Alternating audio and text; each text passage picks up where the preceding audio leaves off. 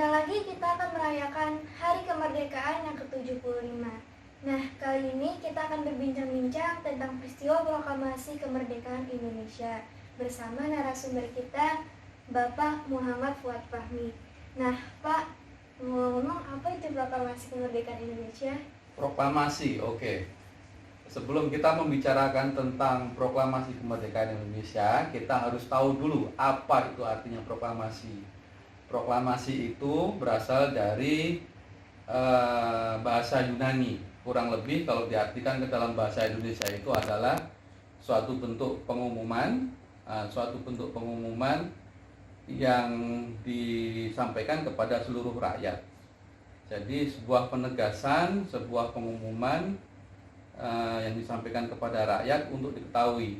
Kemudian kalau kita lihat bahwa tadi pertanyaannya adalah proklamasi kemerdekaan Indonesia, itu adalah sama seperti arti dari proklamasi itu adalah sebuah pengumuman, sebuah penegasan dari bangsa Indonesia yang selama ini dijajah berabad-abad, bahwa bangsa Indonesia memproklamirkan diri, memberitahu kepada seluruh bangsa di dunia bahwa mulai hari itu, mulai detik itu, bahwa bangsa Indonesia tidak mau dijajah lagi, bahwa bangsa Indonesia adalah sudah lepas dari keterikatan penjajahan dari bangsa manapun juga. Kurang lebih seperti itu kalau dari arti proklamasi kemerdekaan Indonesia. Kemudian Pak, bagaimana awal peristiwa proklamasi kemerdekaan Indonesia? Oke, jadi awal mula yang melatar belakangi terjadinya proklamasi kemerdekaan Indonesia adalah karena bangsa Indonesia sudah sekian puluh bahkan sekian ratus abad dijajah oleh berbagai bangsa. Kemudian bangsa Indonesia menemukan momentumnya untuk memproklamirkan kemerdekaan Indonesia, yaitu pada saat kekalahan Jepang terhadap sekutu pada Perang Dunia Kedua, yang seperti kita ketahui bahwa pada saat itu Indonesia sedang dijajah oleh Jepang. Kemudian Jepang itu kalah oleh sekutu. Dengan kalahnya Jepang oleh sekutu, tentu saja kekuatan Jepang itu melemah. Nah, momentum inilah yang dipergunakan oleh bangsa Indonesia untuk memproklamirkan diri. Oh, begitu ya Pak. Tapi menurut sejarah, Soekarno dan Hatta sempat diculik oleh para pemuda Karengas Dengklok. Itu kenapa ya Pak? Oke.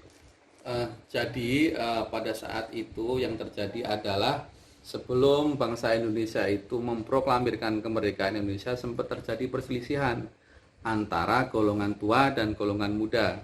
Jadi golongan tua masih berpedoman kepada PBU-PKI dan PPKI bentukan dari Jepang. Sedangkan golongan muda berpendapat bahwa karena Jepangnya kan sudah kalah dalam perang dengan sekutu, maka Jepang itu sudah tidak punya kuasa lagi. Maka untuk apa menunggu Jepang? Mengharapkan Jepang memberikan kemerdekaan kepada Indonesia. Lebih baik momentum ini kita curi untuk memproklamirkan kemerdekaan negara Indonesia. Nah, di sini terjadi perbedaan pendapat. Golongan tua tidak setuju, golongan muda memaksa untuk segera memproklamirkan diri. Nah, kemudian golongan muda pada saat itu berinisiatif untuk mengamankan sebetulnya. Jadi bukan menculik. Jadi pada tanggal 16 Agustus 1945 malam itu kalau tidak salah, Insinyur Soekarno dan Muhammad Hatta itu diamankan oleh para pemuda itu ke Rengas Dengklok itu. Ya, tujuannya apa? Di sana para pemuda itu adalah menyampaikan rencananya, visi dan misinya tentang rencana mereka ingin memerdekakan Indonesia. Kemudian juga untuk meyakinkan dua pemimpin Indonesia itu akan rencana mereka. Dan yang ketiga adalah supaya Insinyur Soekarno dan Muhammad Hatta itu tidak terpengaruh, tidak lagi dipengaruhi oleh Jepang, karena pada saat itu kan mereka juga dicari oleh Jepang untuk Jepang ingin menyampaikan visi dan misinya juga. Sebelum Jepang bertemu dengan Insinyur Soekarno, diamankan dulu sama pemuda. Nah, alhamdulillah kemudian di Rengas Dengklok itulah Insinyur Soekarno dan Muhammad Hatta setuju dengan rencana pemuda tersebut. Setelah berhitung resiko yang nanti dihadapi, berapa kekuatan dari Laskar Indonesia, Laskar Rakyat, Pejuang Indonesia untuk menghadapi segala kemungkinan apabila misalkan besok dilakukan proklamasi kemerdekaan Indonesia terjadi perlawanan dari Jepang. Begitu kira-kira yang melatar belakangi kenapa dua pemimpinan Indonesia itu diamankan oleh pemuda-pemuda di Rengas Dengklok. Kira-kira begitu. Nah, keesokan harinya kan Pak, naskah proklamasi itu dibacakan. Nah, bagaimana proses terjadinya Pak? Bisa tolong dijelaskan? Jadi setelah peristiwa Rengas Dengklok tersebut, kan sudah terjadi kesepakatan antara golongan tua dan golongan muda bahwa esok hari akan dibacakan naskah proklamasi. Maka dari itu malam itu mereka langsung mengadakan musyawarah untuk menyusun naskah dari proklamasi tersebut. Naskah proklamasi tersebut sempat untuk konsepnya itu ditulis dalam kertas rokok. Kemudian kertas rokok itu diberikan kepada Sayuti Melik untuk diketik menjadi naskah proklamasi yang asli, yang sekarang masih tersimpan dalam museum. Nah, kemudian dalam peristiwa itu juga masih ada peristiwa yang sangat bersejarah, yaitu bendera pusaka yang esok harinya akan dikibarkan itu dibuat pada malam itu juga oleh istri dari Insinyur Soekarno, yaitu oleh Ibu Fatmawati. Kemudian setelah itu keesokan harinya pembacaan naskah proklamasi itu dilakukan di Jalan Pegangsaan Timur nomor 56 pukul 10 pagi. Kurang lebih bunyinya kurang lebih seperti ini. Proklamasi, kami bangsa Indonesia dengan ini menyatakan kemerdekaan Indonesia. Hal-hal yang mengenai pemindahan kekuasaan dan lain-lain diselenggarakan dengan cara saksama dan dalam tempo yang sesingkat-singkatnya. Seperti itu kurang lebih bunyi naskah proklamasi tersebut. Di bawahnya ada not lagi, atas nama bangsa Indonesia, Soekarno Hatta. Nah, suara dari Insinyur Soekarno yang membacakan naskah proklamasi ini sampai sekarang masih bisa kita dengarkan, bahkan di YouTube pun kita bisa mendengarkannya.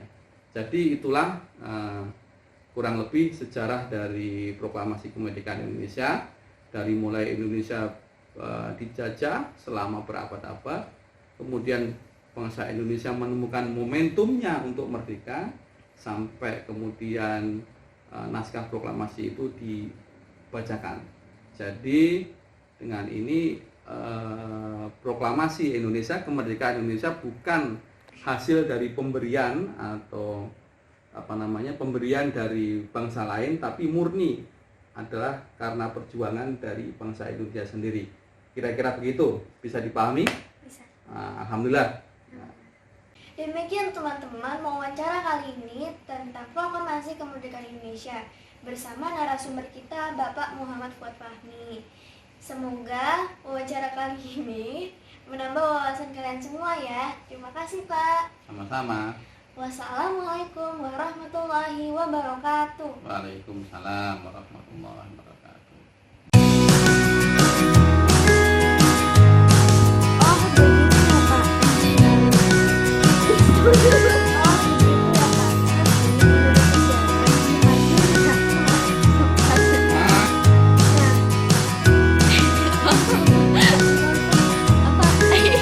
Besoknya kan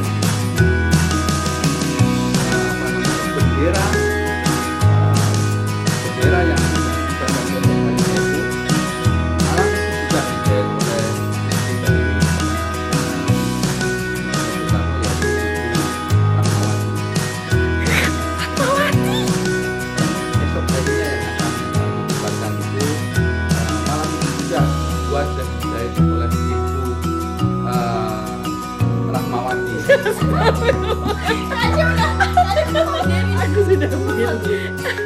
Kakak tadi Rahmawati. Fatmawati.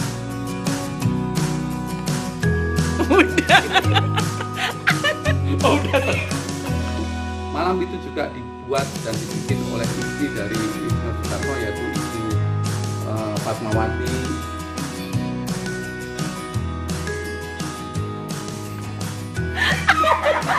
Bendera pusaka yang esok harinya akan dikibarkan itu langsung dibuat juga malam itu oleh istri dari pemimpin kita, yaitu Insinyur Soekarno, Ibu Sukmawati. Astagfirullahaladzim, Fatmawati. Bendera pusaka yang esok harinya akan dikibarkan itu dibuat pada malam itu juga oleh istri dari Insinyur Soekarno, yaitu oleh Ibu Fatmawati.